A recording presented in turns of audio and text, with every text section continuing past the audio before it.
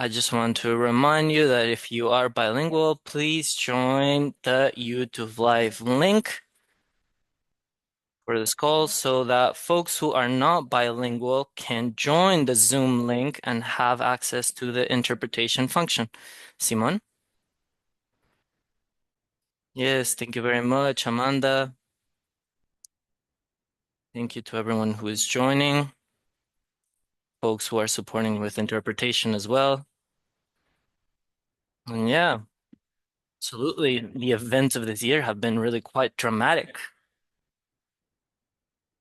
and they have captured the attention of Venezuelans both inside and outside. So it is an honor to count on Yoletti, Antulio, Venus, and Omar to talk a little bit about this subject. So to start us off, just wanted to say that this military attack on Caracas on January 3rd by the United States is pretty much an unprecedented event, maybe since the naval blockade by European powers between 1902 and 1903, the country had not suffered bombing by foreign powers in their own territory. And in the Latin American context, the closest event to this would be the invasion of Panama in 1989. So I wanted to ask Yoletti, Venus, Omar, and Antulio to give their thoughts on this attack that took place on January 3rd. Thank you very much once again for the invite, for organizing this event, for the space that you make possible to carry our thoughts to this audience. And given that during the organizing process to, manage this bilingual event, I will try at some point. At some points I will speak in English, at others I will talk in Spanish.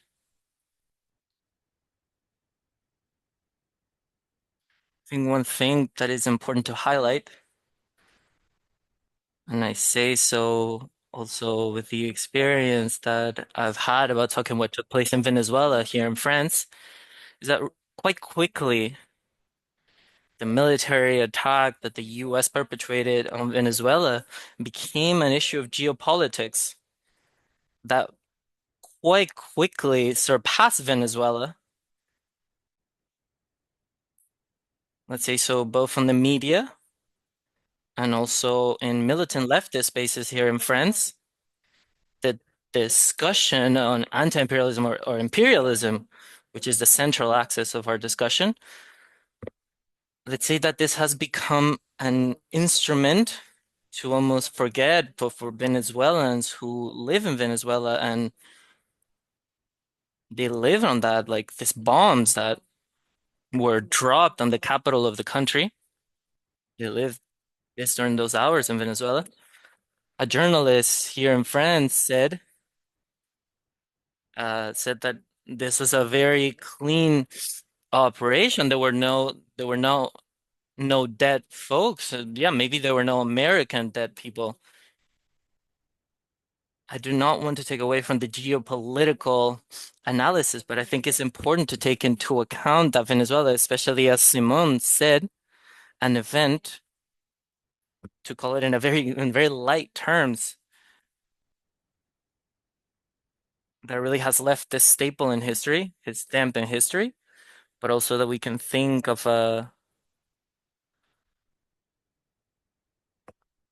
the impact on a national level.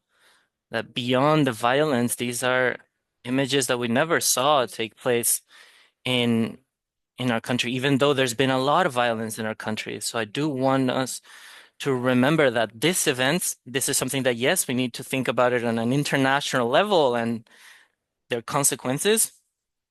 But this is also an event that took place in Venezuela and that reaches Venezuelans.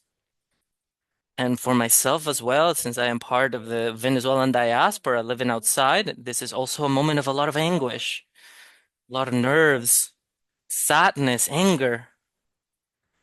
And that has been quite complex as well, right? To live it from far away with the privilege of being safe and knowing that you're not being impacted directly. in the sense that there were no bombs dropped on us, but that this is a living fact that will touch us as Venezuelans. Beyond this, So this is a piece that I wrote, and it was one of the first analyses I put forth is that I feel like in this moment where Nicolás Maduro, in essence, is taken, right? There's many terms that we could discuss what to use, but he leaves Venezuela, he's taken from Venezuela, he is captured or or they kidnap him and they take him to the United States. Maduro's exit from Venezuela does not necessarily imply a radical change of the situation that Venezuelans find themselves in. And so, what I've been questioning is to what end does this situation create a situation for us in which we're in the worst of both worlds, right? Uh, there is this continuity of this authoritarian government, but it is supported by US imperialism. So that is a variable that we have to think about, which is, and I don't think it's this is it for now, but where will the moment come for Venezuelans to exercise their rights, their sovereignty to demand better conditions of their day-to-day life? When does that come in? And so in this situation, and if we zoom out from Venezuela beyond, if US imperialism is a stable variable in the life of Latin Americans generally, we can't fall back on an analysis saying everything's been the same always. We have to look at what is happening right now. So I think it's also important to analyze how does this all fit in a process in which the where the right wing around the world is organizing itself, where the different rights are organizing themselves, voicing themselves. And so I think that there is a real concern here about how does this Trump's second administration and the alliances that this administration has, how will this change? How will it change the world in bringing us to contexts that are very dangerous? And I think that in this setting, workers' voices are put in peril and jeopardized. And so, this last point, my analysis of the current situation in Venezuela doesn't want to criticize the experiences that people lived. I don't know what to call it, like the relief that many there was a lot of expression of relief on the part of a lot of Venezuelans inside and outside. And I don't want to negate that. But I do want to bring in that we find ourselves in a very dangerous position and place. Thank you so much to all of you for this invitation. It's great to be here with you. And it's even better to have this conversation on January 23rd. This is a very symbolic day for the new era in Venezuela.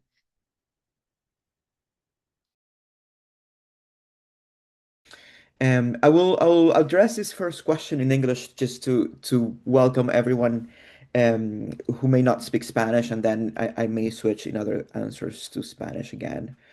The way I assess this attack, and I share many of the reflections that Yoleti just spelled out. But I think that one of the points that I see most clearly in my assessment is that this is a major failure. This attack is a major failure by all different actors that have been trying to vie for power within Venezuela. And I will just sketch out a little bit what I mean by a failure. In a way, for the Venezuelan opposition is perhaps the most evident. At some point, they have been not only repressed and marginalized physically, but also their willingness to create coordination amongst themselves was reduced to a minimum due to many different strategies that the government had applied, but also to mistrust amongst themselves.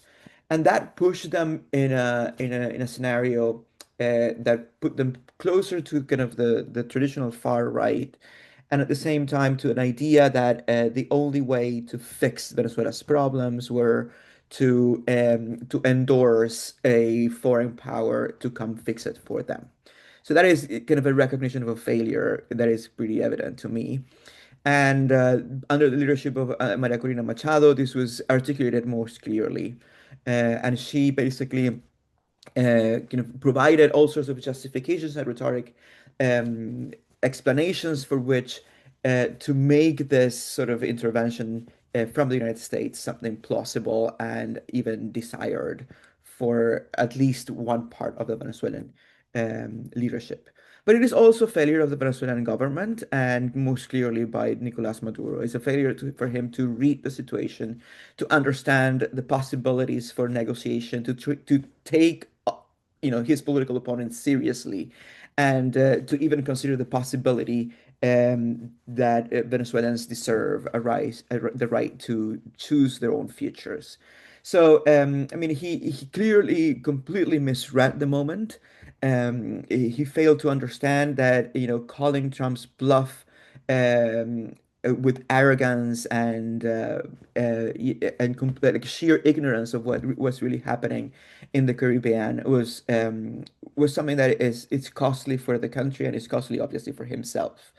And so that failure is also quite evident. And then there is a third failure, and of course, I mean, there's more profound failures of that government too, and the most evident one would be a kind of a military failure, right? I mean, their incapacity their desire to prevent a coup was so much greater than their willingness to actually protect Venezuelan sovereignty or to even repel what they considered, in theory, the worst scenario possible for the so-called Bolivarian Revolution, which is a foreign intervention. So their obsession with coup-proofing their regime was such that the military was easily defeated and potentially penetrated.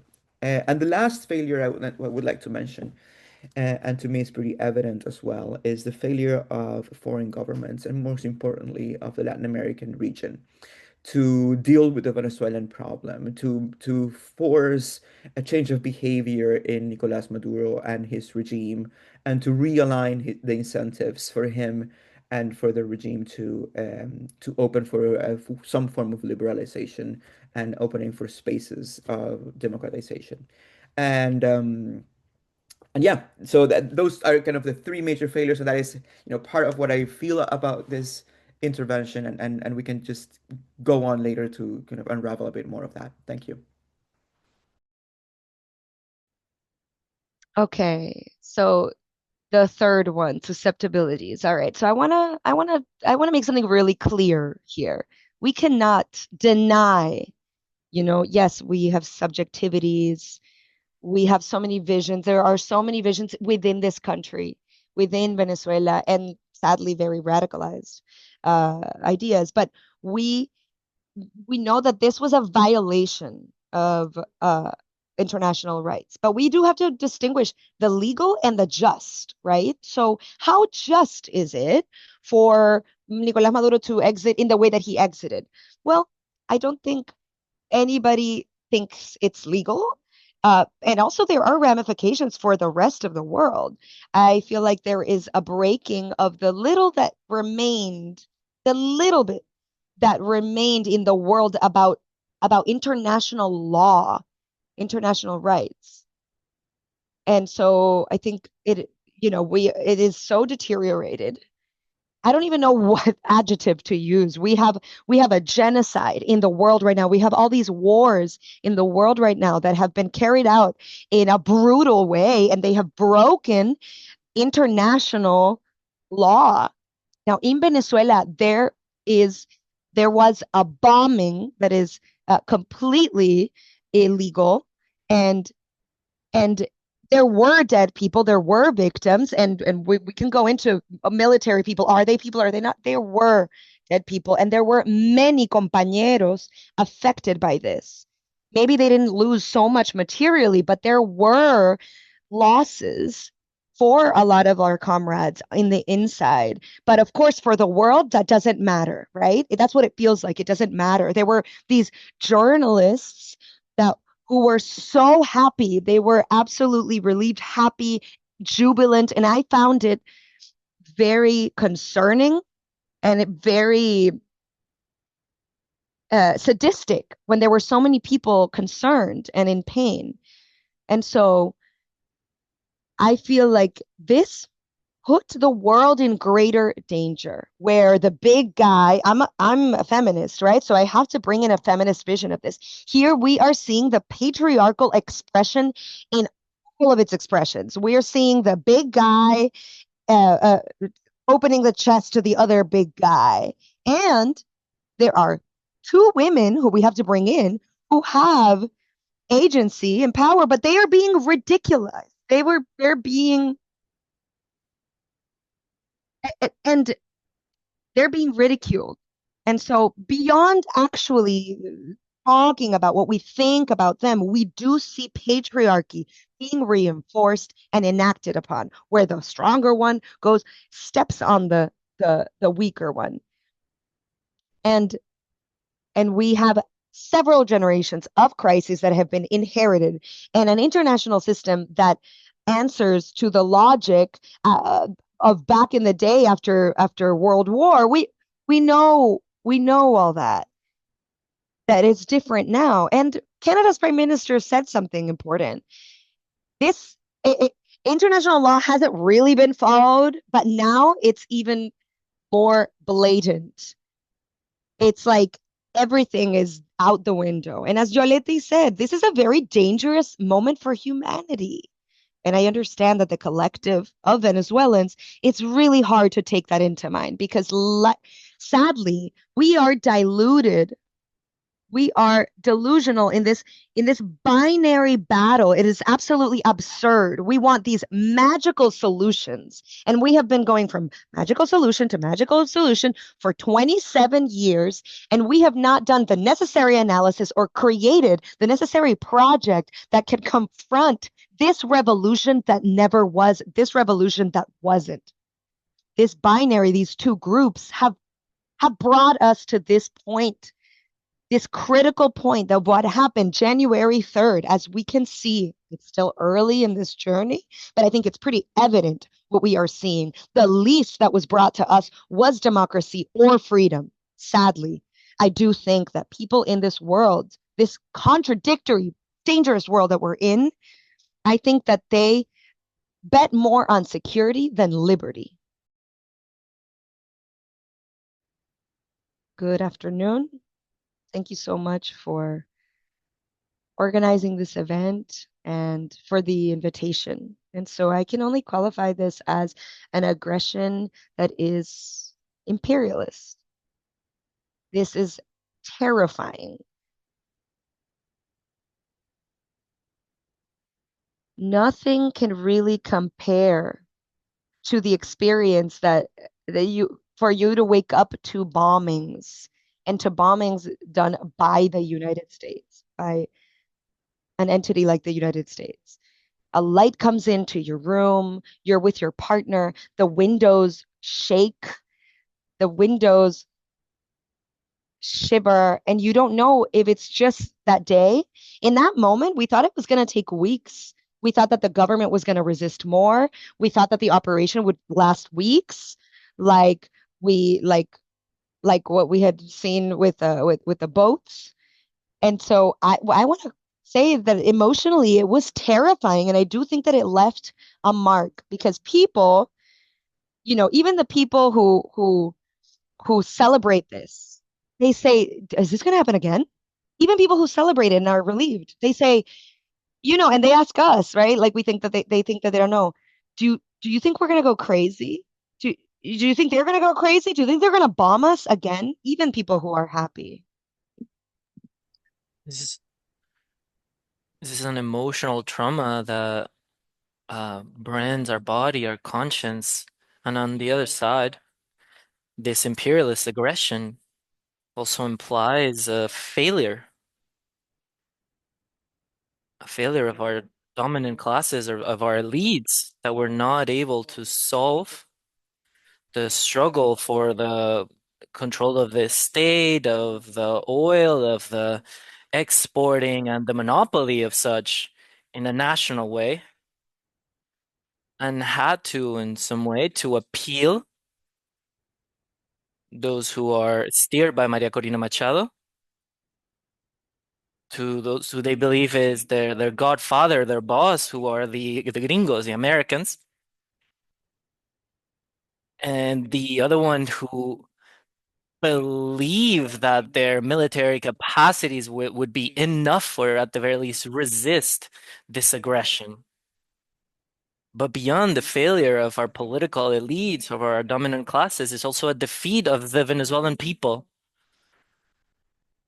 that has not been able to reach an autonomy or independent that for periods of time has yes organized itself in an autonomous ways for uh, wages and public positions in the public sector, but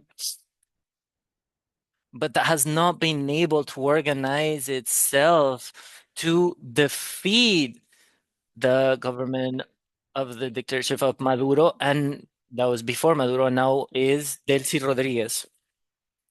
So I think that this fact, this event, as of now, maintains more continuities than breakings. The Venezuela of January 4th and today as well, it feels very similar to the Venezuela on January 2nd. We just have more fear. There's more issues that limit us. Thank you very much. Yes, thank you for all of your reflections.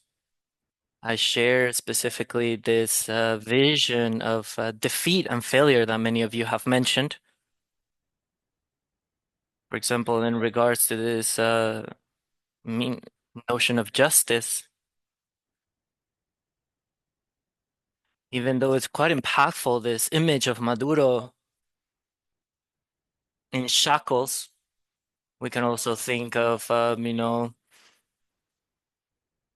the judgment of Saddam Hussein or Noriega, and he's not being detained because of the actual crimes that he committed against the Venezuelan people.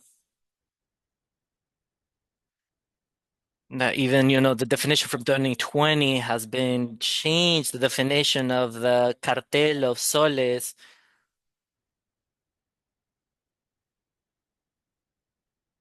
In this way, I would like to open now the possibility to talk about how did we reach this moment? As we know, Venezuela has been mired in a deep economic, political, and social crisis for more than a decade. And the US, in regards to its motives and its policies, is clear that it's modifying its international policy based on notions such as spheres of regional influence and the recognition of a multipolar world where different powers compete. So I would like you to tell us a little bit how can we relate this context both in the US and Venezuela, and how are they related to the events of January 3rd? How did we reach this point? I think this is a very important question, and we could spend a long time answering it.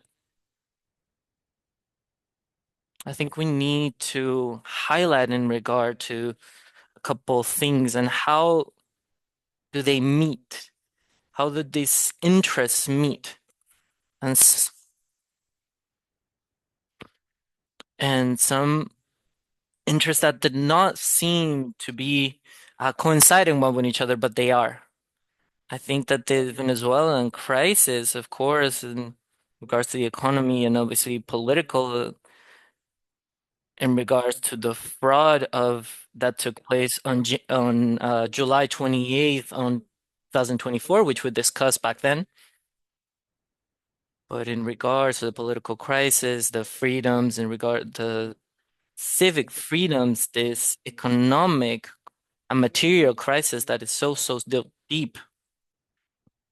what took place in the Maduro's government and the Delcy Rodriguez government now, they believe that they can fix this with some kinds of band-aid solutions, mid-sized notions that we use oil in a way to almost unlock this store.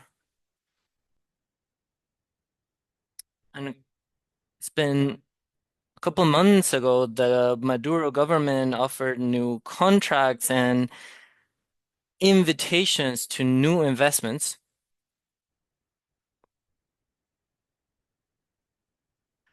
eh, Also following what Maria Corina Machado has been doing, but doing so in a more secretive way and very against the ideas of a socialist government. On the other side, in the case of the United States, what we have is a congruence of different interests, a conflating of different interests. In the case of the MAGA group who supported President Trump and an interest of a rejection, of coming much more so from a xenophobic way. And I think that this is the first interest point of the United States. And the second point is connected to drugs, as Simon has mentioned, with some with arguments that could become that are fallacies in itself. And on the third point that I wanted to mention, and this is where these ideas coincide, is the interest on the oil, as to rescue these contracts from companies that had been in Venezuela before that they felt that they were um, suffer violence when they were expropriated. So the result after the intervention is that there is, a confluence idea. The government that starts on January 3rd in the control of Delcy Rodriguez is in synchronicity with the interests of the United States in regards to oil, and they continue to receive folks who have been deported from the United States. There's no other discourse other than just calling for the liberation of Nicolás Maduro. So we see a convergence of interests of actors that call themselves antagonists that leads pretty much to putting the opposition leader a little bit on the side, who had been the ones who have been supporting the American government on their intervention.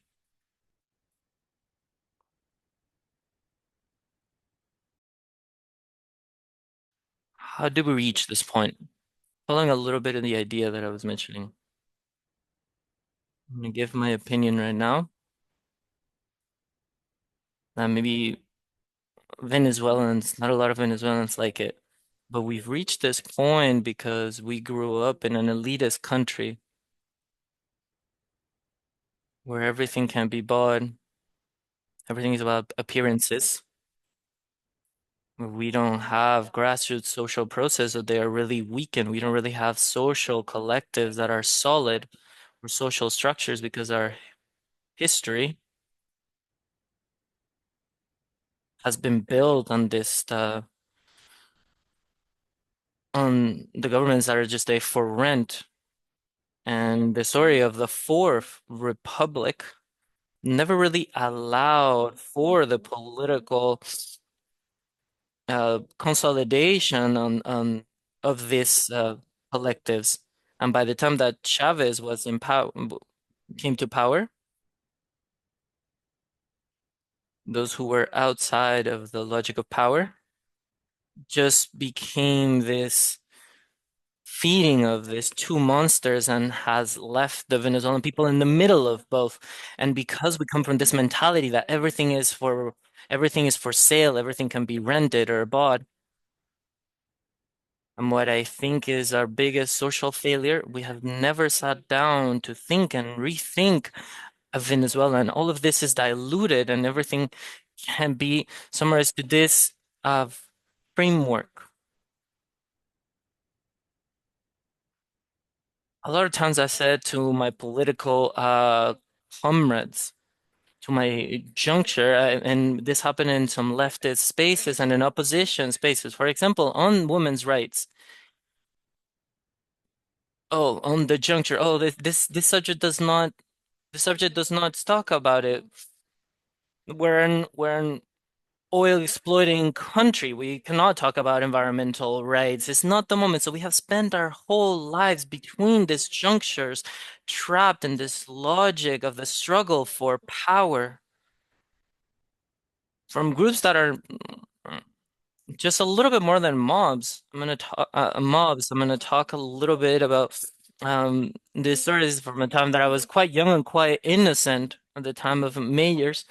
And Simone used to say, why are we gonna keep voting? Let's vote for the least worst, but they were all the same. There's never really a clear construction of a country, and as Venezuela is a really patriarchal country, we're just waiting for that populace, for that caudillo. Caudillo refers to the idea of a populace in on the 19th century. A campaign that was done by my organization, which is called Según en la Política. They did a poll that the only woman in politics that they knew was Maria Corina Machado, and we said Venezuela is at such a bad place that that she's gonna be a president. What I did never think is that it could be even worse. And now Delcy Rodriguez is a de facto president or imposed by Trump.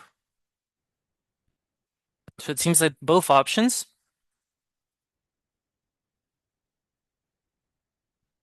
they're going to keep manipulating the Venezuelan people without any kind of clear project in sight. So I think that these are the internal and external consequences, as it was mentioned by the previous intervention.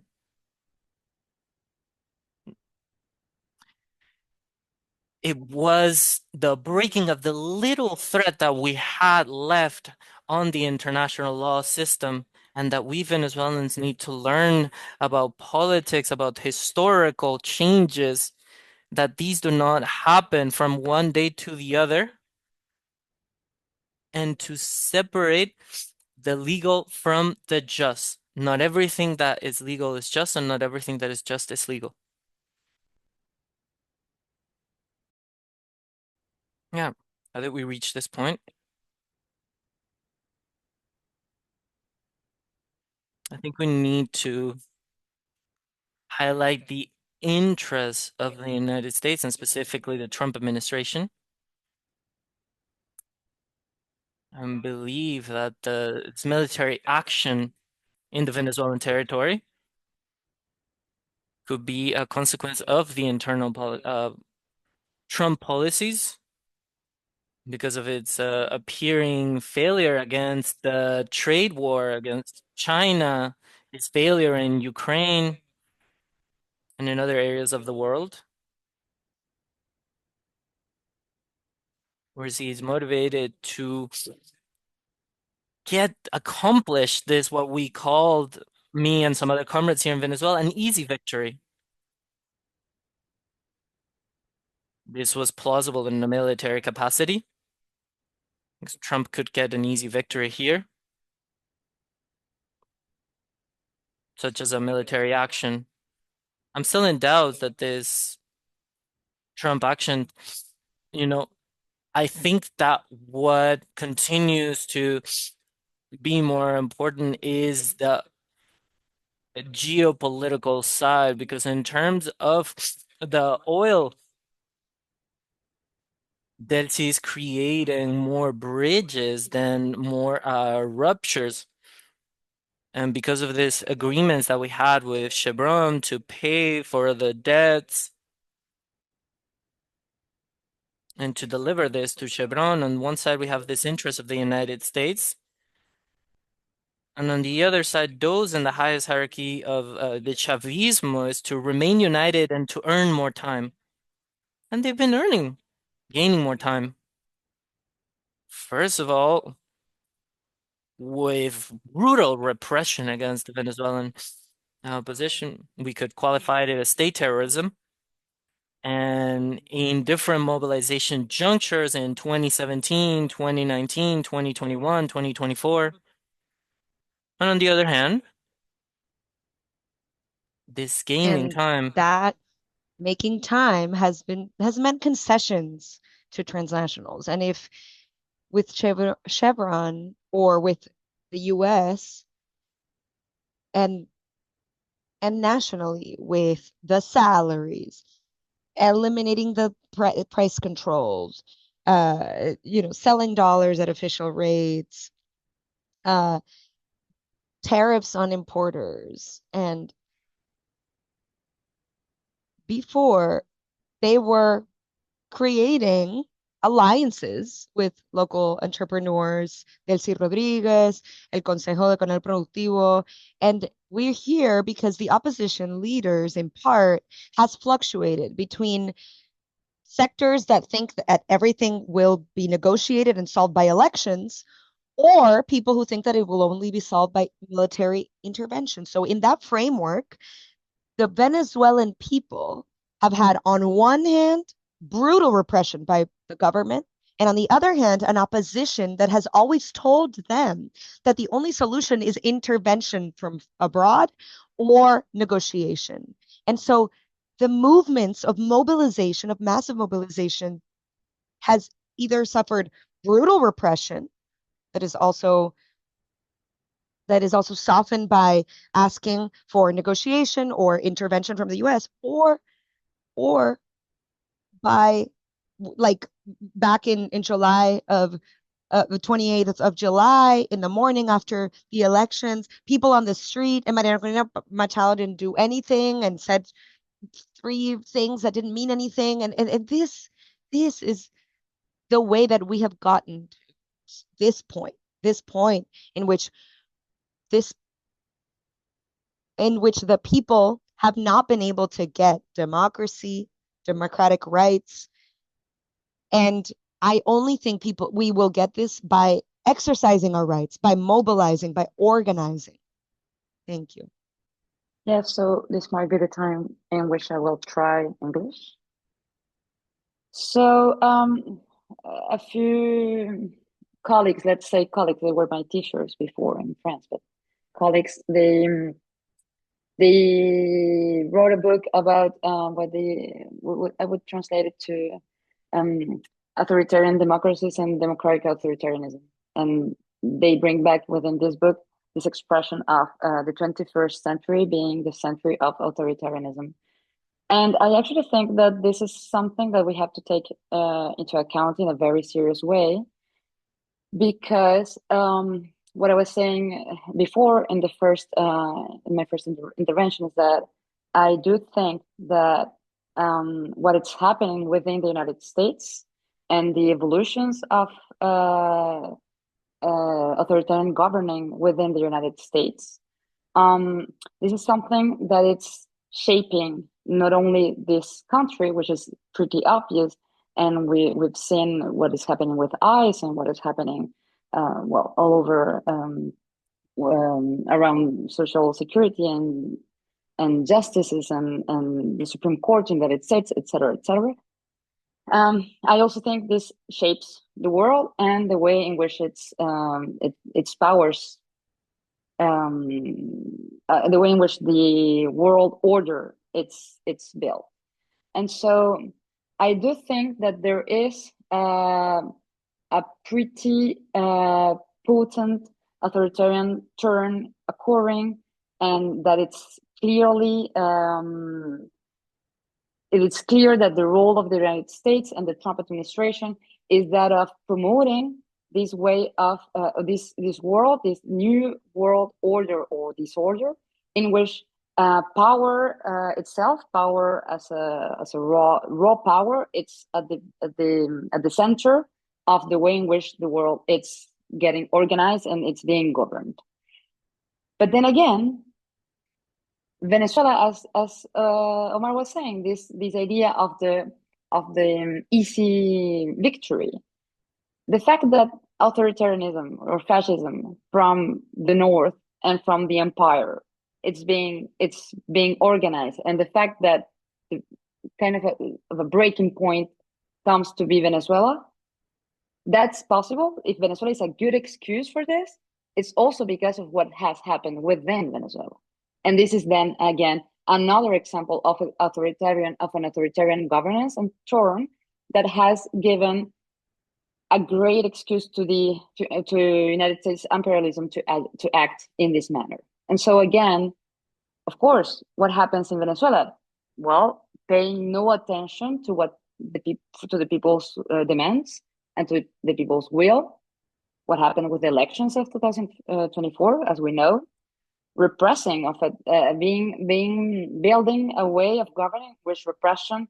It's not just a tool; it's a part, a strategic part of the way of governing the Venezuelan people. This has become a government in which the main characters in power have now become guilty of such crimes that for them, as we have said before, and many other people have said before, staying in power, it's not only necessary for their economic interest or for their power ambitions.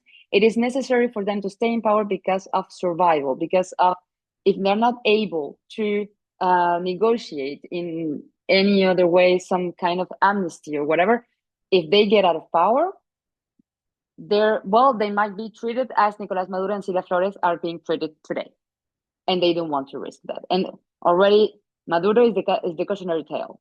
If you continue and if you don't follow the rules of the hegemon, this might happen to you. And so, what saddens me the most, and in this I do agree with the idea of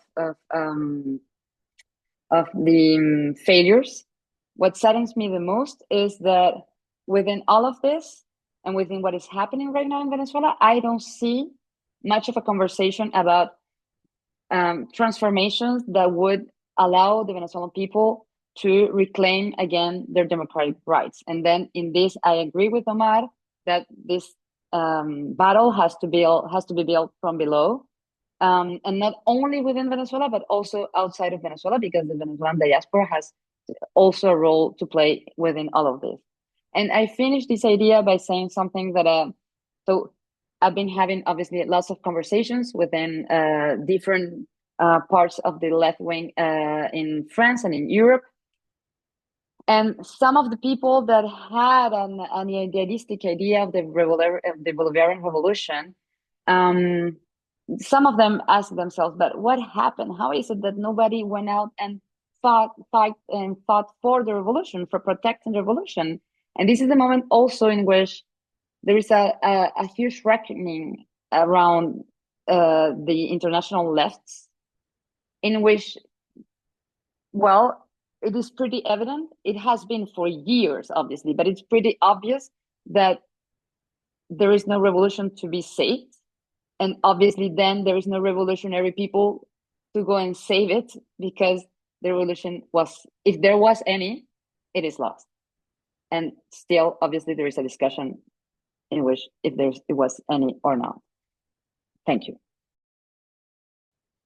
Yes. So now let's look at this, how things are after the attack, after January 3rd.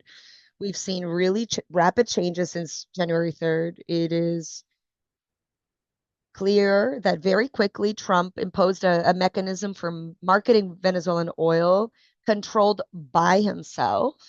The head of the CIA met with the interim president, Delcy Rodriguez. A delegation from the State Department visited the U.S. Embassy in Caracas, and there are even reports that there were cargo planes taking materials and equipment for the embassy, for the reopening of the embassy. They even named a diplomatic leader for Venezuela. So it all indicates that there is an imminent restoration of diplomatic relations. Just days after a military attack. This is striking. Maduro's son, who is a deputy for the PSUV, proposed reestablishing relations with Israel. So How do you view the prospects for agreements between the interim government and Trump and US government? Do you think it's possible that through mobilization of the Venezuelan people, there is a redefinition of the balance of power within Venezuela and change this political drift? There was this normalization in between dictatorship and imperialism with colonial intent led by Trump. Is it possible for mobilization to redefine balance of power? Everything is so loaded. Everything is so loaded. I really think, what can we say about an organization that is so perfect in quotes, right? Like it's so orchestrated. Everything was so orchestrated after a bombing. What can we think about this? This seems very planned. And for us Venezuelans, it's very weird because those of us who grew up in Venezuela, we know how hard it is to plan and execute in Venezuela. It's so hard. And so this happens and is executed with a levity and a quickness that I think is shocking, at least for us Venezuelans who know the chaos that that country is in. And I think it's not a secret for anybody. This came out in all the the, the journalists, it was said that it would be the Rodriguez siblings who would be traitors to Maduro. It's always been said. And I think it is evident with the easiness with which it is being negotiated with the United States and everything is being established. Like Omar said, Venezuela is almost the same that on January 2nd before the bombings. And so I don't know if we are just so affected or that the political class, elite class has us such at the edge of at the limits that it's very scary and it raises a lot of questions and suspicions to see how easy this has happened. And I want to say something. In Venezuela, people are afraid, scared, fearful. Persecution has been brutal. And being here with compañeros who are in Venezuela right now, talking with us, I am in asylum. I am in asylum because I am being persecuted by the Venezuelan government for speaking up and being an activist. And that's why I'm not there. And so it's not that nothing has happened because people don't have different visions. It hasn't happened because this regime has incarcerated more than 1,000 political prisoners. For me, I'm a leftist. And I want to say it's not just the political prisoners. Venezuela doesn't have a justice system. It has an injustice system. It's not just the political prisoners. Nobody is protected in Venezuela. Most of Venezuelans have had a violation of their basic rights.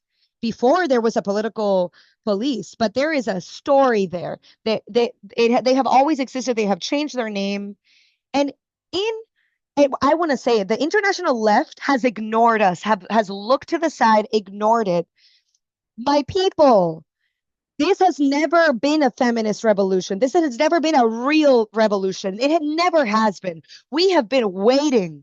We have been waiting for a real revolution. And what we find ourselves in is a brutal government that oppresses us. And now we find ourselves under the most conservative, brutal government in the world, which is the United States. So it's the same authoritarian path, closed off to any human rights. And it is striking that Nicolas Jr., Nicolasito, however you want to call his son, he says he wants to reestablish relationships with Israel. My God, we are talking about trying to open up to the world, and you are focusing on creating relationship with the biggest genocide culprit in our time. So we have to evaluate this. What we have here is a collapse and a crisis of civil state and of a state that is not mixed with fundamentalist Christians, because Maduro and this government is extremely linked with fundamentalist religion. And so we find ourselves in a critical moment. And as a woman and as a feminist, this is one of the things that we see and that we are so, so afraid of. And so we cannot do an analysis without looking at it through a gender perspective and since without analyzing this dramatic moment. And we have to criticize the left. In Venezuela, there was never a revolution and much less a feminist revolution. There are people in jail right now incarcerated because they denounced this. Well, I have my doubts in regards to the thesis of the tutelage and also this idea of the betrayal and treason. I don't say that, I don't completely say that they're wrong, but I have some doubts. Given my personal experience when we said in the streets that Diosdado and Rodriguez were killing each other, when I was the director of the National Assembly, I could see them hugging and kissing and having their private meetings. So, because of my personal experience back then when Chavez passed away in 2013, so I have my doubts in regards to this. I think that was happening. It's a negotiation that has a part in regards to the military, in regards that this is a partial defeat of the military, but that Chavismo continues to show that the military and police control, they continue to have it, the Chavismo, and they are the ones who they need to negotiate with the United States because they are the real power of Venezuela. Within this framework, Delcy Rodriguez make this kind of concessions, the same ones that have been doing for the past 10 years. The law of hydrocarbons has been on the National Assembly, and they're following the anti-blockade law. It was put on the emergency packages of these bonuses that would be substituting wages. What we're doing is just changing a little bit what was happening in after the anti-blockade. Maduro said we want to sell oil to the United States, and it's better because they don't have, if they sell it to them, they don't have sanctions. They could get it in cash. So I think there are concessions, but these are pragmatic concessions because Chavismo is always trying to gain more time. They're trying to reach November, where a defeat of the midterm elections for the Trump administration could consolidate them. And we can see them in the brutal campaign taking place right now. We can see it all around in the streets with hats, with Delcy t-shirts. You know, Delcy, we trust you. Delcy, keep moving forward. We trust you.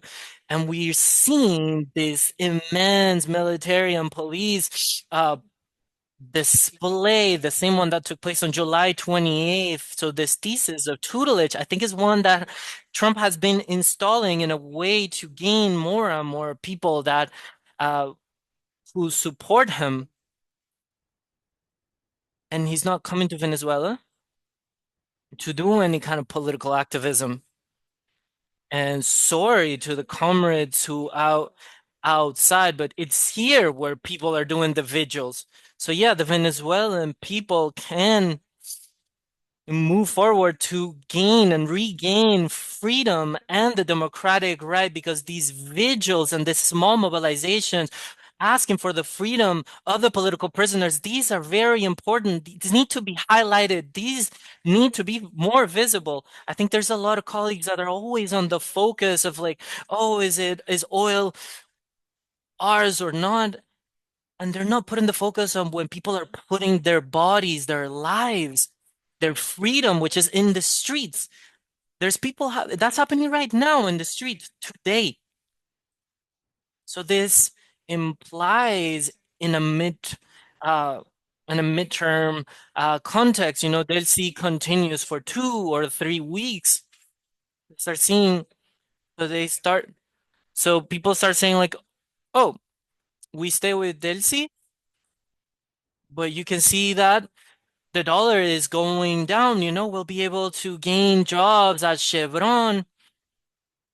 So people start looking for excuses.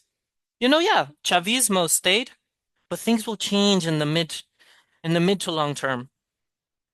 But first, things will better ameliorate in an economical aspect. But a lot of this money ends up going to the external debt when people realize that Chavismo will continue, that's where this leadership will deteriorate. And the leadership of the Machado opposition will start gaining ground, or there will be people coming up and having more strength. And that's my hope. And I need to have this hope because if not, we will need to close ourselves and say that there's no possibilities. Thank you very much. And I'm sorry if I spoke too quickly or too loudly. It happens to me a lot. Obviously, it's very important to highlight what is being done. And as Omar is mentioning, those who are pretty much, playing with fire and putting their lives on the line, even if you're just like holding a candle outside. One first thing, no, not without trying to reduce this analysis in regards if there were any previous agreements or not. I think someone was saying it not long ago. The thing is that the consequences is that effectively there's a government that is maintaining the repression system that we know.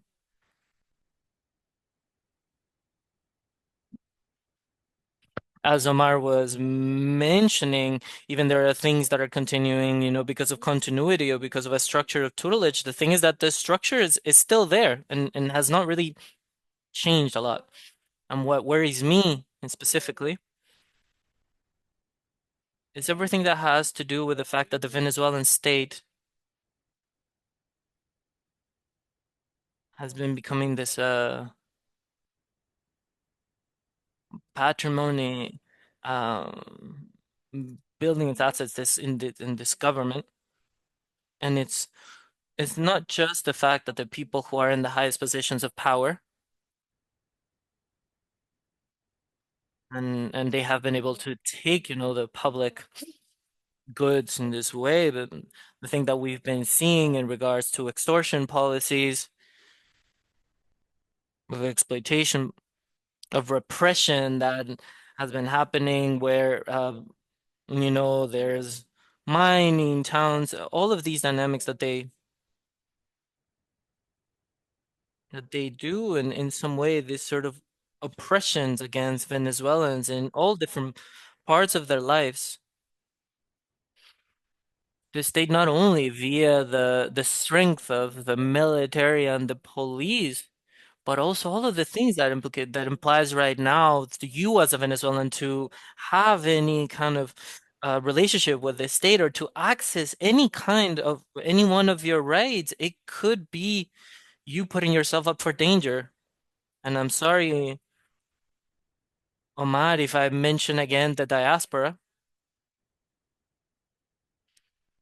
just think about, the fact of like getting yourself a passport. You needed to pay thousands of dollars to have access, this basic right, which is just a basic right, having access to your identity. There was a time where there were millions of people trying to leave the country.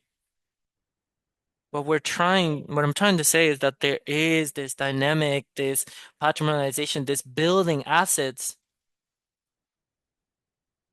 for the state. And in this way,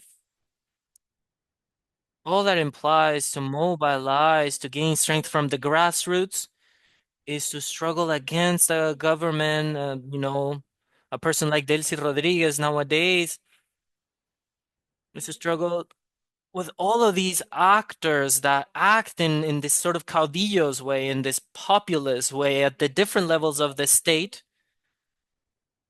and create a day to day that on one side you're in complete abandonment and on the other side you're very repressed as well. So in this idea that how do we create once again a framework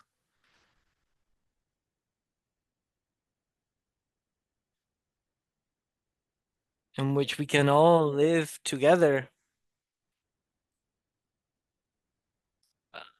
starting from a nationality that has been deconstructed. I think this would be important. And one thing that I believe it's important is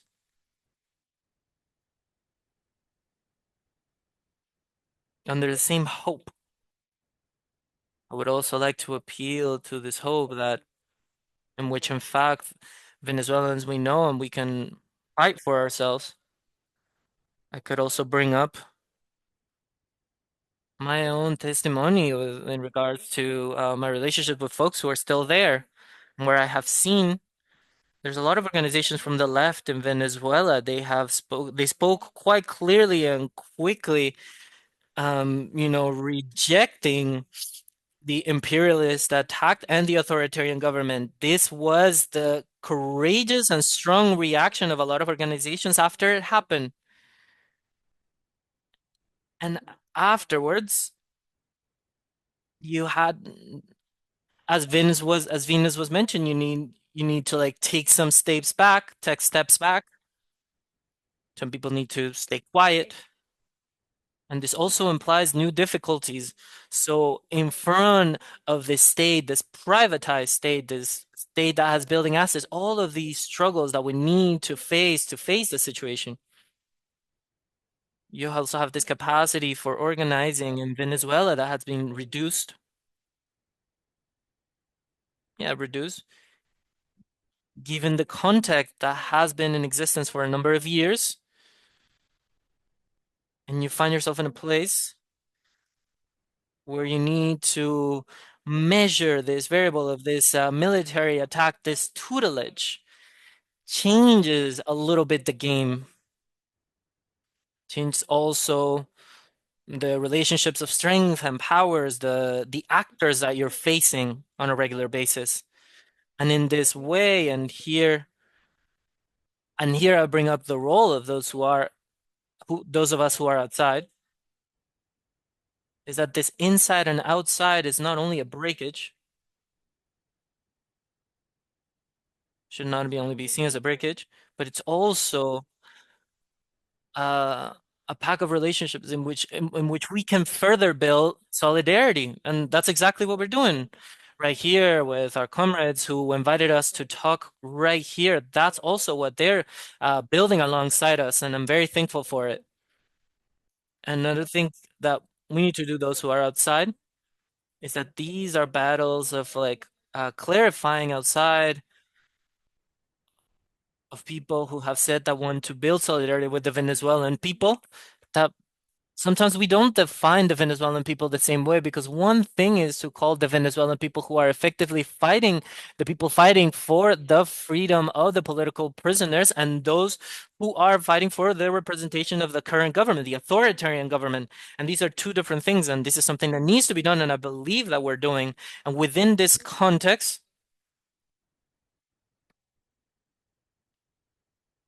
what we need to do, these are struggles that cannot even be compared to what happens in Venezuela. I can admit that sometimes when organizing outside, the pressure of the embassy also exists there, of the Venezuelan embassies, I mean.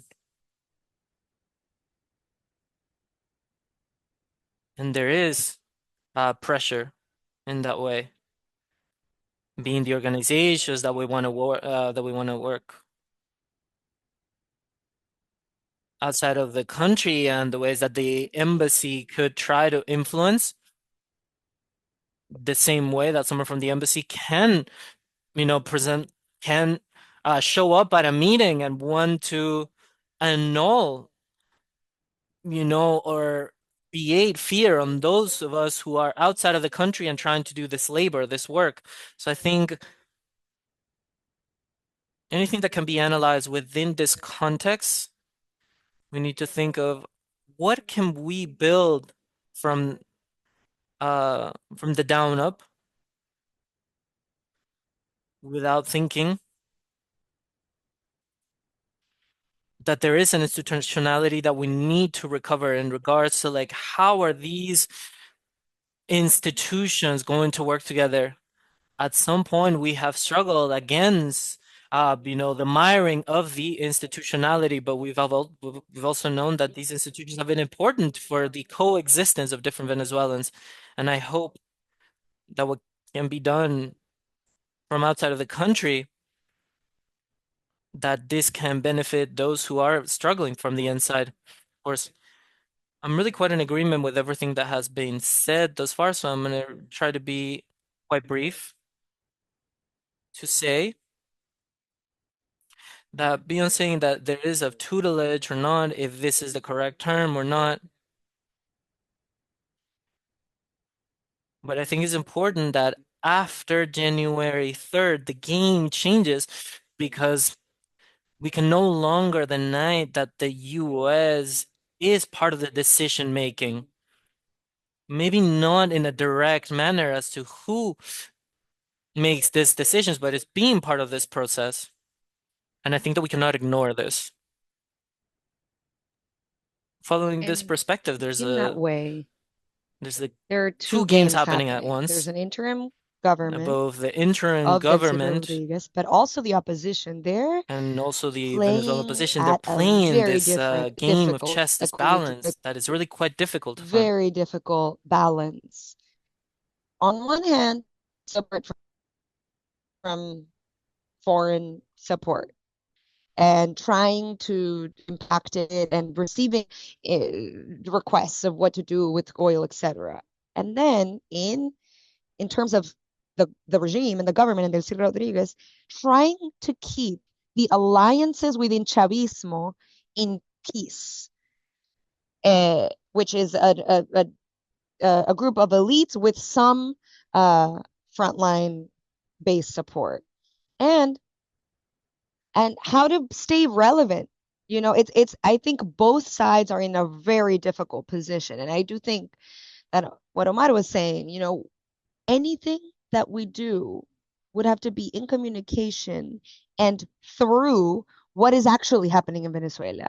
And Venezuelans need to realize eventually that in order to create change, you can ask for whatever pressure from the international community, but it has to be articulated through the live forces and workers and people and nonprofits, even the church or the Catholic Church, any possible space of the people where that's where day-to-day problems are solved. And that is so important. It has to happen through there. And okay, I know that the oil discussion is like talking about oil and petroleum. It is used like this big flag of sovereignty, and I think it can get exaggerated in a lot of spaces and in the US. But I do want to consider something about oil. When the the Ley Orgánica de Hidrocarburos, this law that was changed yesterday, the most important thing the most important things is not necessarily the change of contracts, uh, the inclusion of foreign companies and what was given to them. This new hydrocarbons law passed yesterday is things that they had already been doing and they were willing to do, and in the previous law that Delcy Rodriguez was leading. So, but what I do want to bring forth is that the way that this was approved, the way like the way that it was discussed, this wasn't like this Perez Alfonso saved vote. There wasn't this like debate for 4 hours talking about none of that. The content of this reform of this law that happened yesterday brings the power to the executive branch, which is in conversation with the US. So we have to center the spaces of deliberation in the Venezuelan society. That's what we want to seek. And to put pressure on the people who are currently leading and who currently hold the power in the country.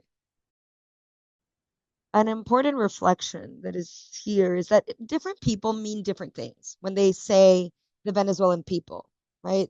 Venezuelan politics has a lot of complexities, and a lot of times they are not represented in the press and in the international community. There's a lot of debate about this. And so what I would like to say about that is that there are several oppositions. There's a big political diversity in this country. And so what would it mean to be in authentic solidarity with the Venezuelan people and internationally too in this moment, in this crossroads. Some say it's to support the Venezuelan government. Others say that it's to support Mariana Corina Machado. There are different readings on what does it mean to really be in solidarity with the Venezuelan people in this situation. So my invitation is, can each of you comment? What is your call? What is your call? What is an authentic solidarity with the Venezuelan people? What is it to you? Well, first of all, I want to say that when I talk about those of us who are here, I don't want to minimize the the comrades who are outside, who were pushed out in the context of this repression and this great crisis in this country.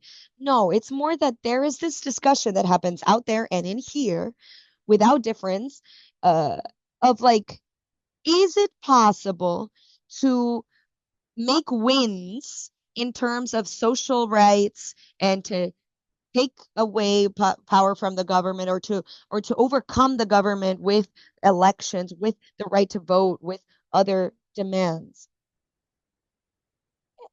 And even for the political leadership of the opposition, it's already been 20 days from this US attack, and this is still going around the world supporting without expressing support, the people who are in Venezuela mobilizing for freedom and liberty, for the liberation of political prisoners. There's a big mobilization for the freedom of political prisoners. Uh, and and so the solidarity with the Venezuelan people, it's with the Venezuelan people. It's with those of us who do not have liberty, do not have the right to elections, who have to censor ourselves every day. For those of us who have been pushed in the millions from our country for this economic catastrophe that comes from the failures of Chavez and then Maduro. For those of us who don't even have a salary, for those of us who have to go through hell to access public services and social rights and like education or healthcare. Solidarity is not with the government. It's not with the political elite, is what I think. Solidarity is with the people. And so that solidarity has to come from, for example, what's happening in this space right now, to gather Venezuelans and comrades from other parts of the world. And the interpreter can't hear, it's cutting out. Yes, for us to gather so that we can be in dialogue. For you to know, why does a Venezuelan person celebrate an attack on the part of the US in your own country? Why would someone do that? Well, there are reasons. It is a regime that has pushed millions, a new oligarchy that governs us, that ended our salaries, that deny public services to us, that in our face this disgusting opulence from the money that they have stolen. And so why are they celebrating? Yes, like, is it irrational? Yes, it's irrational to celebrate the US intervening, but sometimes there's a very important part here. Can we work with empathy? Can we be in dialogue about our situations that are concrete and real? Not what Telesur says, not what CNN says. What are Venezuelans saying? The Venezuelans who are out there, or the Venezuelans who are in here, about the problems that we have? And can we be in empathy? If you're not empathic, you cannot understand us. You have to be compassionate and empathic with the people who have withstood suffering for so many years, horrible living conditions, and a dictatorship. Because I'm asked all the time, right? I always tell these colleagues here, I wish Venezuela was Uruguay. My God. I wish I didn't have to be a rock star when we're freaking bombed by the US. All of a sudden, there's Argentinians and German people, and they're like, "Oh, you're such a rock star." I'm like, okay, I'm literally becoming famous because I been bombed by another country. I wish we didn't have that. And I've even thought like I'm not gonna go to more interviews or anything because I struggle with that duality. So I said to my comrade, listen, some months before Maduro was captured or kidnapped, call it whatever we want. Two teenagers, 16 years old, had been detained and imprisoned just because they were family of a military person that left the military in protest. They were incarcerated for being his family. So that happens here. People are with fear thinking, are my actions as a dissident going to mean that my cousin is going to end up imprisoned? My God. Okay, if I am going to put myself in danger, okay, I'm going to put myself in danger, but what's going to happen to my people? So this is part of empathy, right? People who don't get a salary, but they get a bonus on the side of $120 $120 a month. So you see a faculty member in the university who doesn't get a salary. And so you see a German leftist professor, American professor with their opinions, but they get their salary, right? So anyway, I'm going at length, but thank you so much for gathering us in this space. Thank you, truly. First of all, I'm in agreement with what Omar is sharing. I I think I want to repeat something that was said before, which is, at least in my case, right? When it comes to solidarity, I can speak as a Venezuelan. I can also speak as a person who is a militant of the left in France. For me, the role has been not, it hasn't been alone, but first of all, I want to clarify to people. If you are in solidarity with Venezuelan people, who do you think is the Venezuelan people and who represents them? And so that's the first definition here.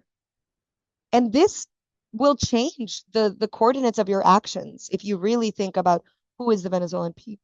So if we see, there have been calls, right?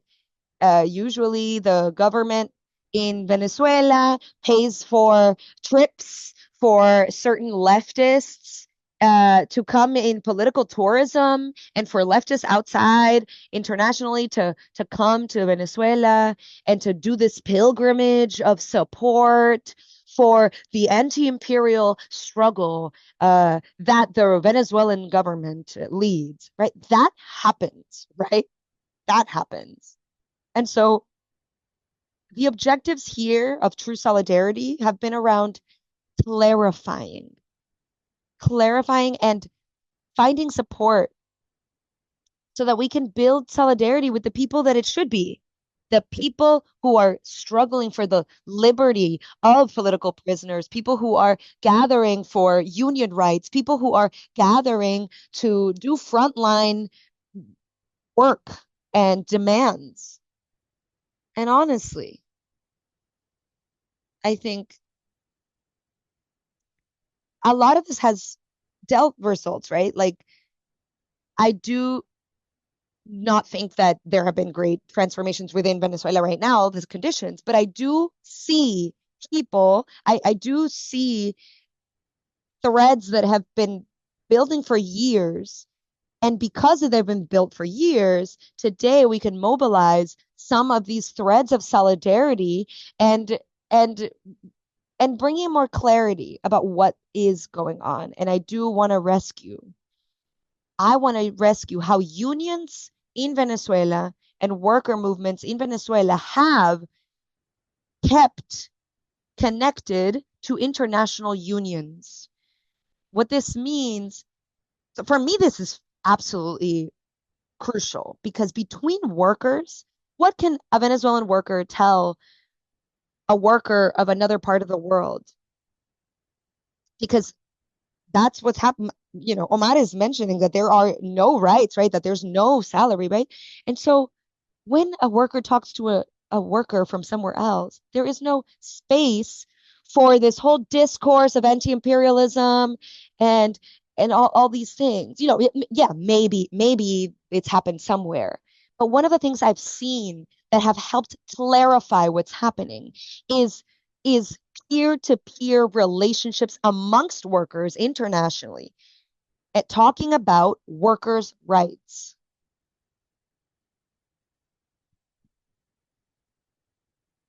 I think it's more complex, but I think there's been more mobilizations also from the feminist side when it has to do with the care as to how the Venezuelan women are carrying, the weight of the political crisis. All of these things have been able to show outside, like, what is this feminist revolution? If someone can be arrested for supporting a girl who was um, raped, like, what kind of feminist revolution we're talking about?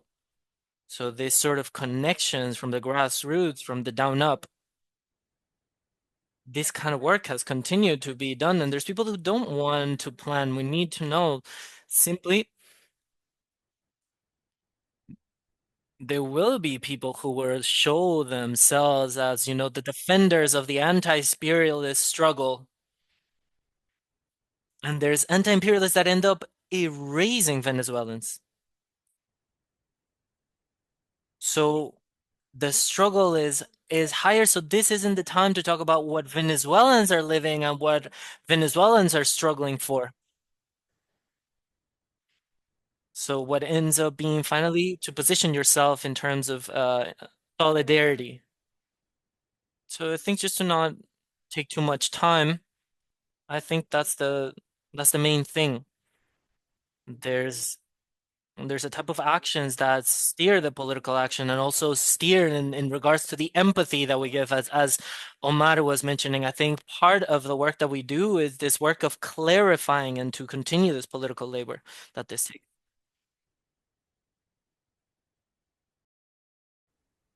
Well, I also agree with what both Omar and Yoleti were saying, and I just want to emphasize a couple of things, right? Um, when we think about both empathy and seeing who the subject of our solidarity is, I think it's very important to be wary of simple slogans. So if you think that your solidarity is about a very small slogan that is about Nicolas Maduro, like free Maduro, or it's just about the Nobel Peace Prize of Maria Corina Machado, then that's not the way. Then you are wrong. That is not the best way to place your solidarity towards the Venezuelan people. It goes beyond those very short slogans, and it has to do with the plurality of voices that make Venezuela a complex, a vibrant and difficult society, right? We've lived of decades of conflict and of intense figuring out of where we come from and where we're going, and that plurality is what needs to be reflected in your solidarity. So I would say that the only subjects that I think are missing from what we have been saying thus far, and where, foreign colleagues and comrades or people who would be supporting us elsewhere could have an impact, would be thinking of Venezuelan migrants, for example. So vulnerable people in the United States, in other parts of the world, who may be subject to being uh, expelled. Is there a problem with the? Is there an issue with the interpretation?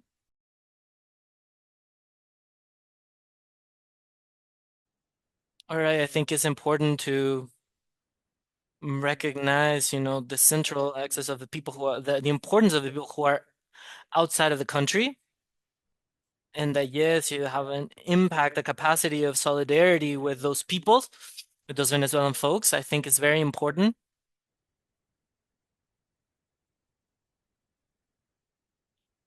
In regards to what has been said by Omar and Yoleti, I think that this is fundamental to focus our solidarity on the people who are living, who are struggling for the survival and for the capacity to express their political will and their capacity for organizing. Thank you.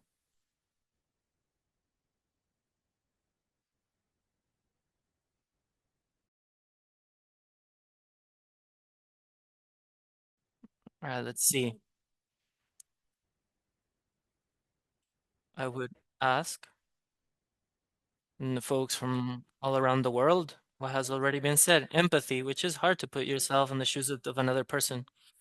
I would also say listen to the Venezuelans.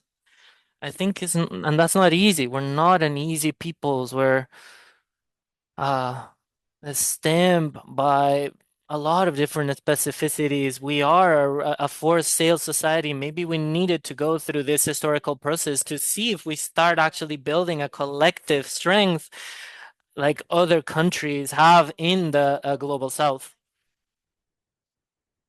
We don't have it. Of countries further south. I think that is hard for other people, for European folks who have gone through wars. A lot of these contradicting positions that a lot of Venezuelans have. I don't believe I have them, but maybe I still have them because I said it. Even though the international law was violated and ends up putting at risk the whole world, it's also correct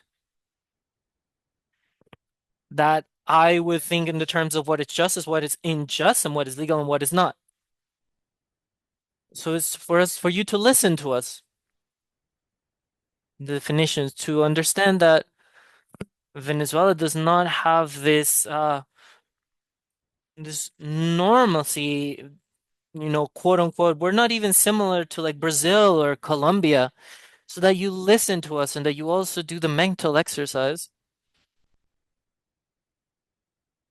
One, as to what is to be an activist and what is to be in a process of repression from the conditions that exist in Venezuela, where salaries, a workers' government that end up decimating the salaries.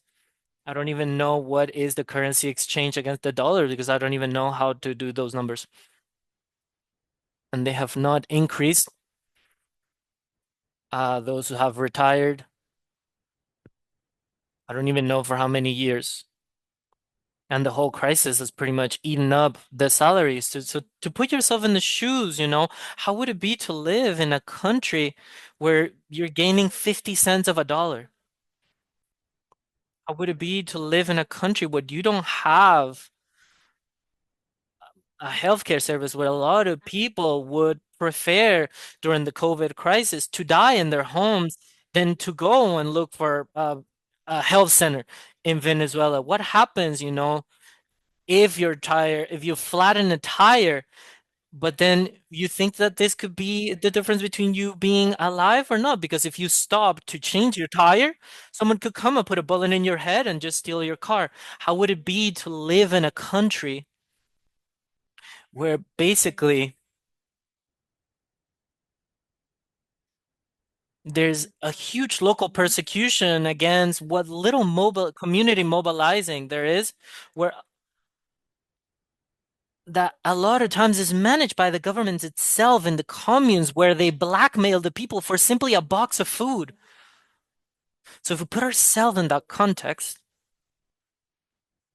what would you think if a powerful country comes? And I just want to say that I'm not justifying it. I was not one of the ones that was happy. What I'm trying to say is that it was not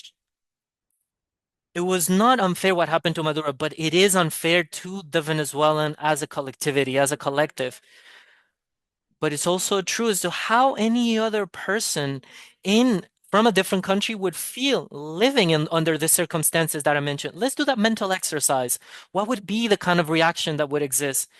And it's also very easy to be an activist in a privileged space. It's hard to be an activist from the front lines where you're being persecuted and chased. Yes, just adding up everything that has been said that is really quite important. Maybe one more element that can be mentioned as to how can the solidarity be demonstrated to the Venezuelan people. The fundamental steering guide has to be to recognize the right of the Venezuelan people to decide their own destiny, because nowadays those who are deciding, and this is in regards to what Antulio was mentioning as to like the reforming of the oil legislation. This was just a negotiation between Trump and Delcy Rodriguez, and there who are deciding is clearly the American government and this de facto Venezuelan government led by Delcy Rodriguez. So we need to advance towards a Venezuelan government that actually takes the reins of its own destiny. I am now going to be reading some of the questions on the Q&A of people who have been following this conversation, so as to our panelists could reply to the questions that they would want to, and also make their final comments. Some folks are mentioning, would it be possible to organize, is it possible to organize and mobilize yourself in Venezuela nowadays? What are the conditions right now for political organizing?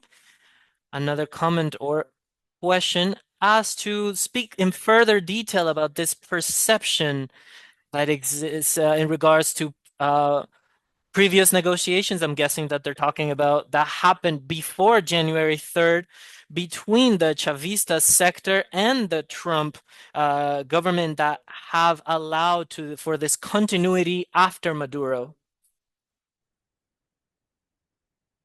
Another one of the comments that could be said, if someone would want to speak further the context of the political economy of Venezuela nowadays, in this context, what would it mean the liberalize the freeing, which is a term that has been mentioned a lot by the Delcy Rodriguez government, and also if we believe, sorry, I cannot hear the interpreter cannot hear Simon. Apologies. Can people hear them? I cannot. I'm sorry. Uh-huh. We cannot hear you. Very, very quietly.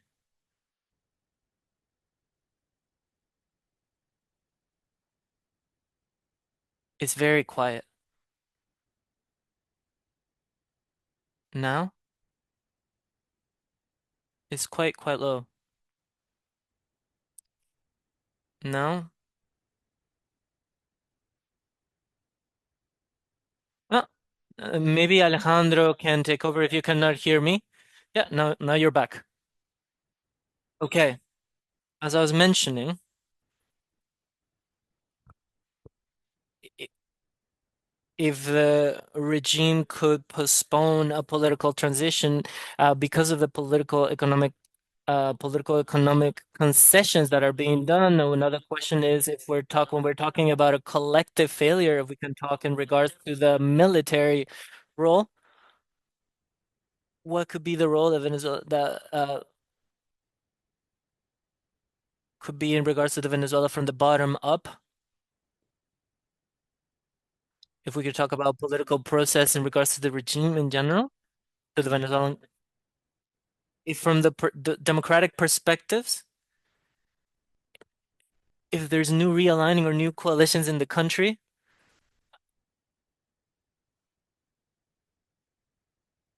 what kind of contributions can be done? I'm sorry, I cannot hear him. Yeah, maybe it's better if the questions are read by Ale. Yeah, I think that was the last one. If there's a realigning of the coalitions of democracy and what contributions can be done by independent leftist sectors or CSOs or democratic socialists for a minimum program that could lead to the recovery on the political and economic sense. If any folks have questions, let's pass the word to Omar. Omar, if you're still here, can you answer? Yeah, of course. So, quickly. Is it possible? Of course it's possible. To organize Venezuela. Of course, it's not guaranteed. That's different. In this moment, there are family members, activists, critical Chavismo who are organizing and accompanying these vigils. These vigils are demanding the liberation of political prisoners. And this is key. Why is it key? It forces the government to really demonstrate what is their viability. Is it really going to a transition that is organized, or is it going for a Madurismo without Maduro? And so these demonstrations on the streets for the freedom of political prisoners and for the rights, we're going to see if the government represses or not. And this has a cost to Trump too, because if Trump's tutelage government represses Venezuela, people who are literally asking for the most basic rights in terms of salaries and also the freedom of political prisoners, that's not going to work for them either. And so, unfortunately, the majority of the opposition leadership is focusing on something else. Maria Colina is lobbying Trump, and Gabriel Redrocky is doing parliamentary speeches, talking about democracy, but not calling to action for mobilization. And so, unfortunately, I do think it's possible, but it is not guaranteed by the state. It is repressed by the state. And I was telling some people close to me that look what's happening. While the government frees more political prisoners, the military repression grows in the center of Caracas. The government had never closed Avenida Urdaneta, and they closed it. They are starting to close it now. That had never happened before. And I said, my God, even to get to work, I'm fucked in this place. And so for one side, they're liberating little by little political prisoners. I do think that they're doing it slowly to buy time. And at the same time, it increases the political the political presence on the streets. And so I also want to respond to the conversation around failures. So for the opposition, of course, it's a failure.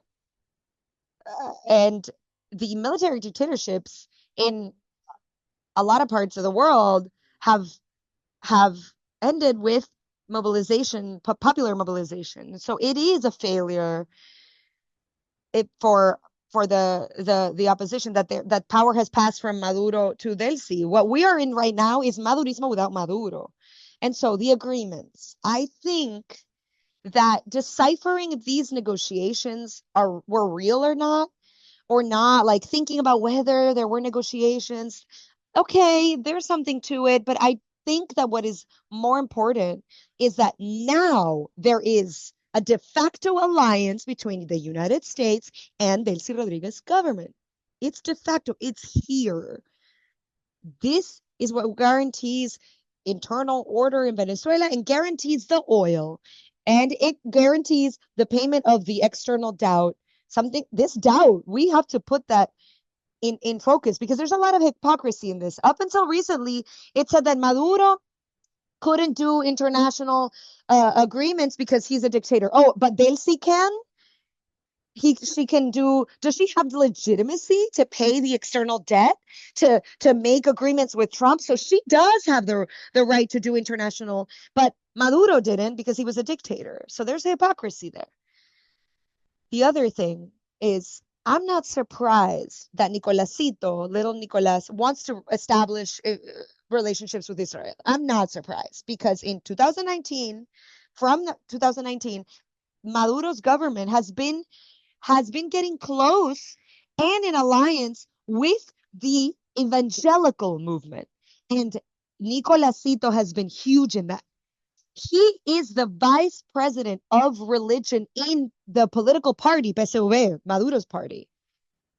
And Maduro created the National Day of Clergy, 15th of January, announced the theological evangelical university. He created a plan to fund churches, evangelical churches and Catholic.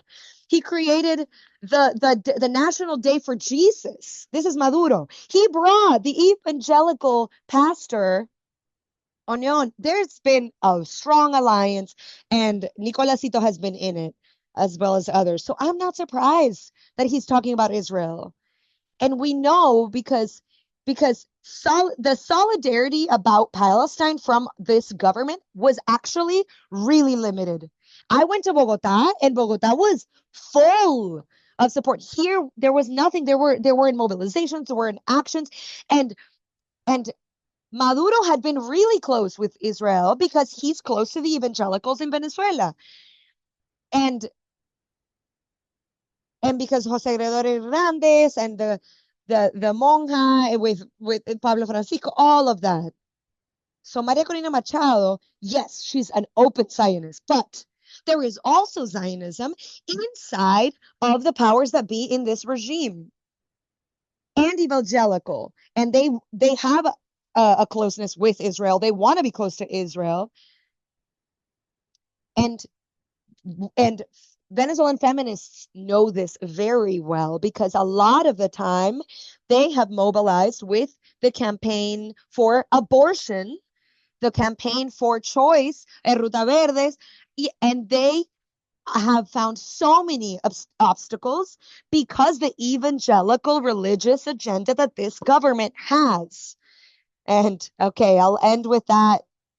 Thank you to all. I do have to go. I do have to go because I have a family function and a medical appointment. But thank you. Thank you for this space. Thank you for the friends who are here. Simon, Chibi, Alejandro, all of you, Elvira, Joleti, thank you. And let's keep fighting. Let's keep fighting. Let's hope that the people regain their democratic freedom and can build a social, for me, it should be a socialist state. And that at least lets us fight for our most basic rights.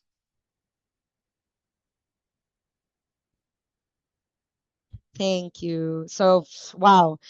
But Omar made it easy for me because as somebody, I talked about the crisis of religion in our politics. There is no secular state. And so there is a barbaric, intense influence on the part of evangelicals and Catholicism in the government. Not that Venezuela was super secular before, but it's supposed to be that with a progressive government, we were going to have a separation of church and state. And it has been quite the opposite. And he was saying it, us feminists, we have lived that with these cases that we're talking about. We have two anecdotes to close and say goodbye so that you know that the brutal conservatism that Madurismo has, and that's beyond, resources and oil, etc. But these two governments, Trump's government, Maduro's government, are authoritarian governments that are based and have strong ties to patriarchal religious organizations. So in Venezuela, 3 or 4 years ago, there are clergy who are elected officials, and that's against the law, supposedly. And there are 3 or 4 elected officials and members of Congress who are clergy. And they said in a National Assembly, they asked that we do not discuss equal right to marriage or rights to abortion. Okay, so our feminist comrades, we had our first gathering about women's rights in CIDH in November of 2021, where the main point was to expose how backwards Venezuela is in terms of reproductive rights. And when we finished, literally the next day, there was an Episcopal Venezuelan communication criticizing us and talking about how Venezuela was a God's country and we would never approve abortion. And there were all these spaces that I'm not going to name them, but strong evangelical publications and groups that talked bad about us. And so conservatism and the right has been gaining traction for a long time in Venezuela. And we are not given debate because we're not there isn't even a conversation about it in Venezuela. The interpreter can't hear.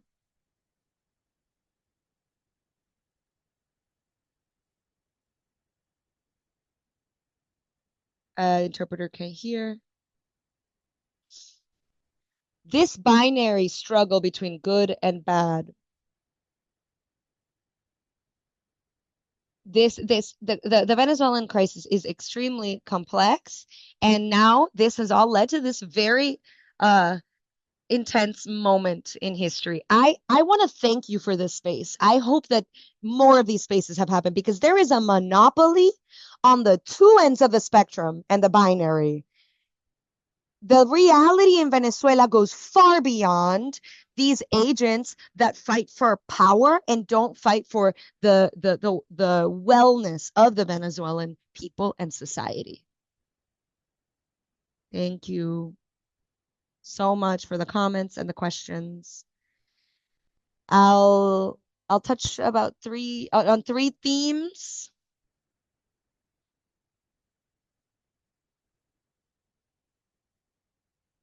Okay, so about freeing political prisoners and what it means about the government. So what I wanted to say is that we're talking about liberation, but that's not the correct term. In Venezuela, organizations, people leave imprisonment, but they still are waiting trial. They are still accused. So they are in a regime in which they can't speak out. They have to show up with certain regularity to the authorities. They don't have a freedom of movement. Sometimes they can't leave the place where they're at. They can't leave the country. There's a lot of things that imply that we can't talk about liberation. And so what happens with like symbols towards Trump and United instead of what real concessions, or not concessions, but like, yeah, real concessions towards the Venezuelan people. I don't want to minimize at all. I mean, I cannot imagine the relief and and and and just like joyousness when one of your family members is freed from incarceration, and when they've been not only incarcerated but in horrible conditions. People die incarcerated in Venezuela.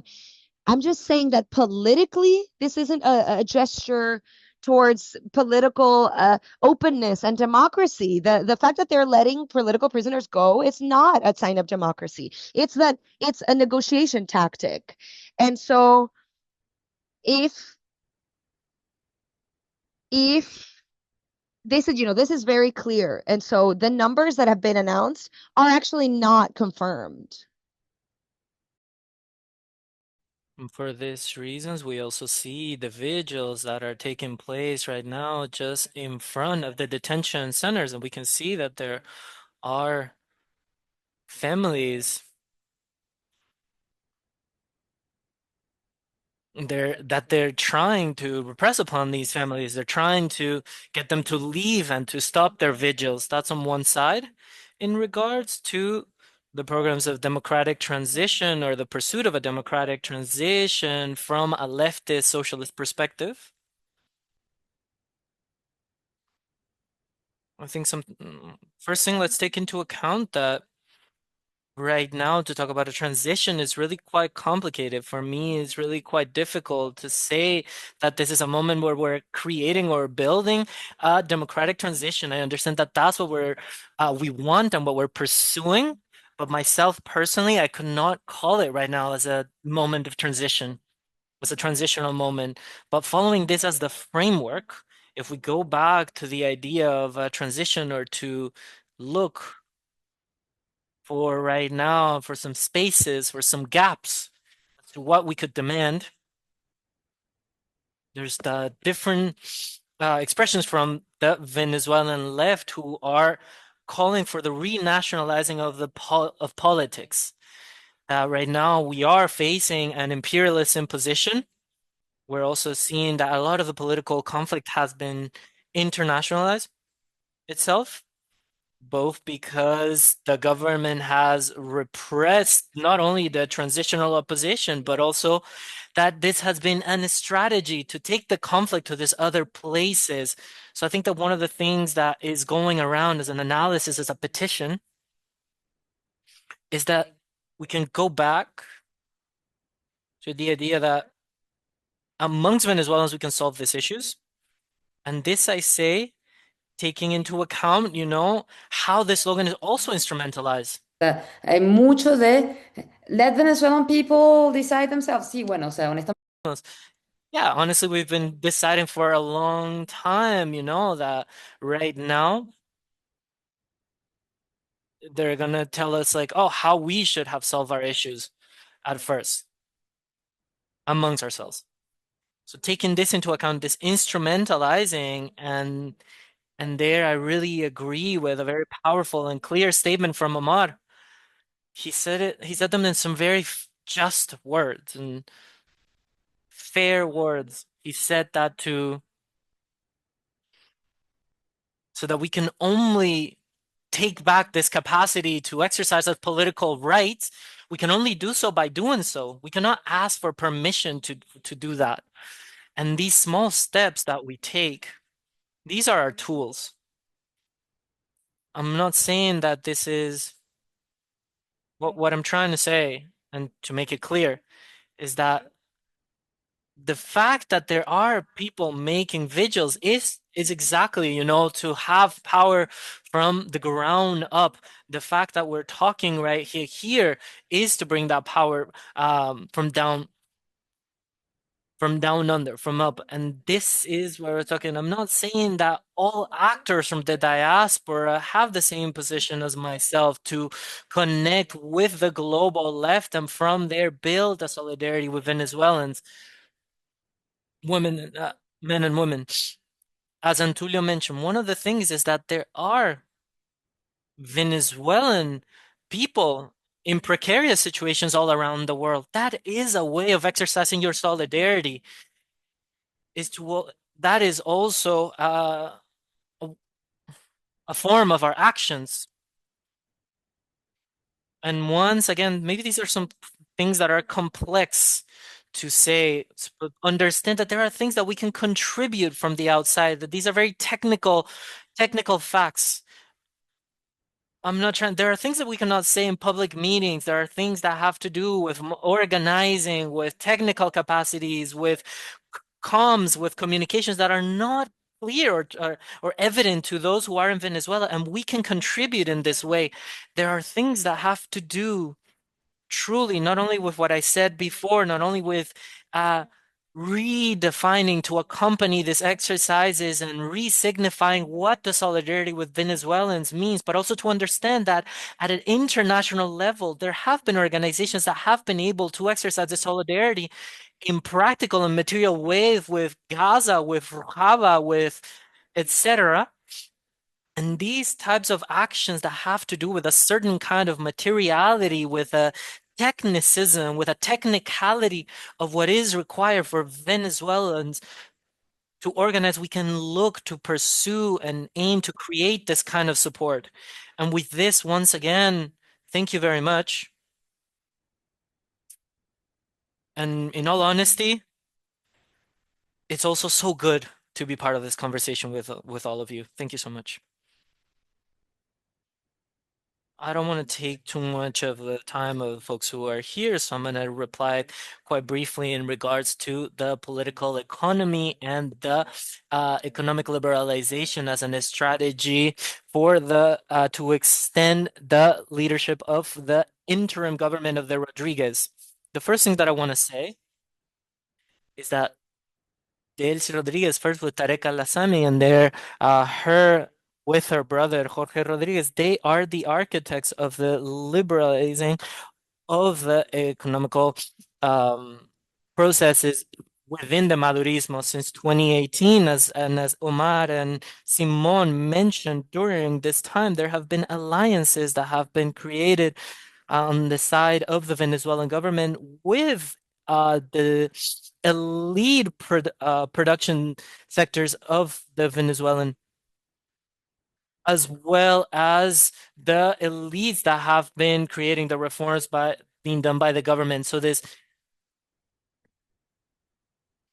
this process that we have described as quite informal and also disorganized, and as this Gioletti mentioned, and also in a very patrimonial way, spreading, using extrajudicial instruments, they have been happening in quite hidden ways without being seen by the public. One of the things is that they did not have the one of the things that was happening was in regards to the oil industry and coincides right now with between actors that looked as antagonist actors between the United States and the Delcy Rodriguez government that would be very difficult for them to happen, in a public way. And they created this reform of the law of hydrocarbons. And what we can say right now is that will happen faster and much more evident. And this has to do very clearly with what Omar is mentioning. This has to do with the desire to remain in power. This is a change of political economy. These gestures of political side, freeing the people. These are all calculated actions with the United States. This is happening for now. We need to look for the for the breakage, but what they want is to extend the stability of this political regime in place right now. And there's the key of this liberalization, this economical liberalization. They're looking for pre-open specific aspects of the economy for to remain in power. So what we're saying in regards to solidarity, but for internal mobilization and external mobilizations to look to recreate the spaces of political rights. And once again, thank you very much. And I'm very thankful for this space and for the time of all of you and for your time. All right. I don't know if you can hear me now. Can you hear me? Okay. All right. In the spirit of January 23rd, and for those who don't know it or not very aware of the history of Venezuela, was the popular Great Rebellion in 1958 against the dictator Marcos Pérez Jiménez. We're gonna close off uh, our conversation and we'll pass the mic to Amanda for some final words. Thank you very much to you all. I'm gonna be really brief, just to tell you to keep in contact with all of us. Alejandro has just put our information on the chat. If you look for Venezuelan Workers Solidarity, you can find us online. On Instagram, we're at VZLA Voices. We can be in contact over there. Obviously, thank you to all of our panelists today. To hear you each time that we have these meetings, it's so good. And I hope that you can remain in contact with us and then we can take action in regards to everything that has been mentioned today in regards to building international solidarity with all Venezuelans. And also, thank you so much for the interpreters, of course. This job would not be done, would not be possible without you, and we would not be able to bring this conversation to an international audience. So thank you very much. And keep in touch because this conversation will be recorded and published, translated both in English and in Spanish. I think that's I think that's it. I think that's it. I hope you have a really good morning, really good afternoon, really good evening. 1,000 kisses to you all and always in solidarity. Thank you.